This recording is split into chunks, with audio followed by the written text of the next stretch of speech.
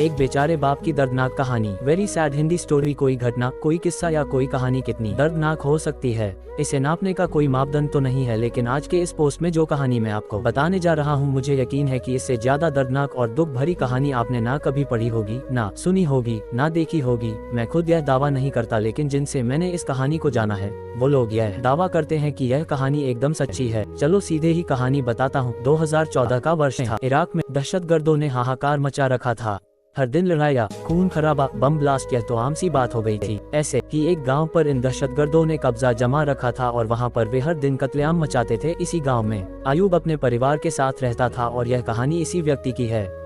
अयूब ने अपनी जिंदगी के सबसे भयानक 2 दिन इस दहशती माहौल में देखे जो पहले उसने कभी अपनी जिंदगी में नहीं देखे थे। दहशतगर्दों द्वारा अयूब के इलाके में बॉम्ब फेंका गया। वह था उसकी जिंदगी का पहला सबसे खराब दिन और दूसरा दिन था इसी बम हमले की वजह से उसकी बीवी का इंतकाल होना। दहशतगर्दों ने गाँव पर कब्जा जमा रखा था, इसलिए ना चाहते हुए भी अपने 2 जुड़वा बेटों के साथ 2 सालों तक अयूब को इसी गाँव में रहना पड़ा। लेकिन अब दहशतगर्द और इराकी आर्मी वालों के बीच हर दिन की लड़ाइयों की वजह से वहाँ रहना और भी ज्यादा खतरनाक हो गया था। अयूब किसी तरह उस गांव से निकलकर अपना और अपने बच्चों का जीवन सुरक्षित बनाना चाहता था, लेकिन यह इतना आसान नहीं था, क्योंकि दहशतगर्दों को हुक्म मिला था कि जो भी इस गांव से भागते हुए पकड़ा जाए उसे वही मार दिया जाए। अयूब जानता था कि भागते हुए शायद वह पकड़ा जा सकता है और मारा जा सकता है, लेकिन वह इस बात से भी वाकिफ था कि अगर वह यही रहा तो जरूर मारा जाएगा।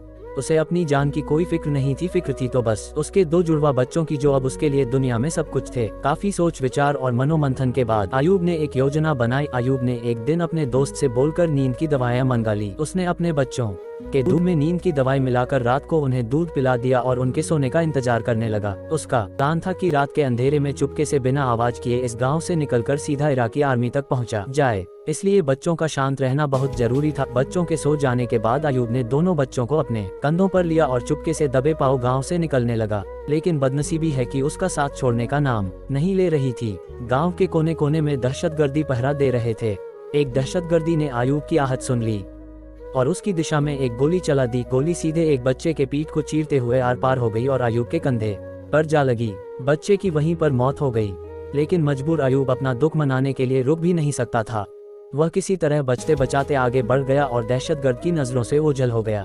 उसके धर्म के नियमों के अनुसार किसी भी व्यक्ति की मृत्यु हो जाती है तो उसे एक निश्चित समय के अंदर ही जमीन में दफनाना जरूरी होता है। अपने असहनीय दुख और रोती हुई आंखों के साथ अयूब ने अंधेरे में ही जमीन में गड्ढा खोदना चालू किया। जमीन रेतीली थी, इसलिए वह बड़ी आसानी से गड्ढा खोद पाया।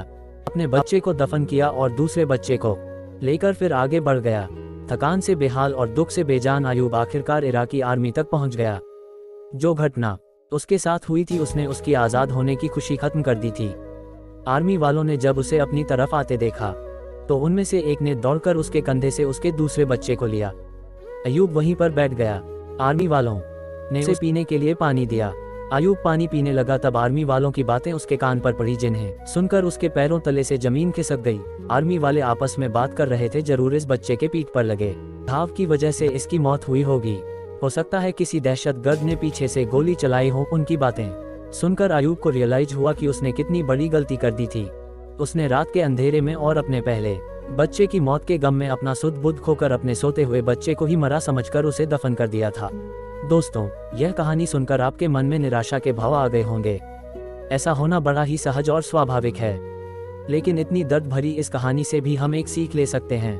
चाहे जो हो जाए, किसी भी कठिन से कठिन परिस्थिति में भी अपने आप को, अपने मन को निश्चल रखना बहुत जरूरी होता है। दोस्तों, ऐसी निराशाजनक कहानियां बताकर मेरा किसी को दुखी करने का इरादा बिल्कुल नहीं है, लेकिन ऐसी कहानियां ही हमें सिखाती है कि कैसे इस कठिन जीवन को हर परिस्थिति में जिया जाना चाहिए।